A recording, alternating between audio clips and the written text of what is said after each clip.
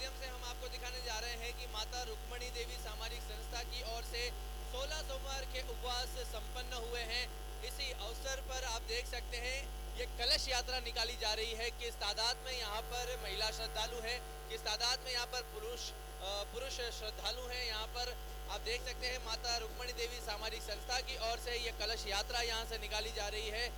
भगवान भोलेनाथ, भगवान श्री कृष्ण अपने भक्तों के साथ वहां पर नाचते हुए दिखाई दे रहे हैं। अपने सर पर कलश लेकर सभी महिला श्रद्धालु अपने उपवास को संपन्न करने के लिए इस कलश यात्रा से जुड़ी है। इस यात्रा को आगे ले जाया जा रहा है। आप देख सकते हैं कि इस यात्रा में संत, महात्मा एवं कई गुणी लोग यहाँ पर आए हैं। शहर के कई प्रसिद्ध, कई जानकार लोग यहाँ पर आए हुए हैं। माता रुक्मणी देवी सामाजिक संस्था की ओर से ये पूरा कार्यक्रम आयोजित है। माता रुक्मणी देवी सामाजिक संस्था की ओर से ये रैली का आयोजन किया गया है, इस कलश यात्रा का आयोजन किया गया है, जो कि यहाँ से निकाल कर लेकर जा रहे हैं शहर के मुख्य चौराहों पर, शहर के मुख्य रास्तों से होकर ये कलश यात्रा आगे बढ़ रही है।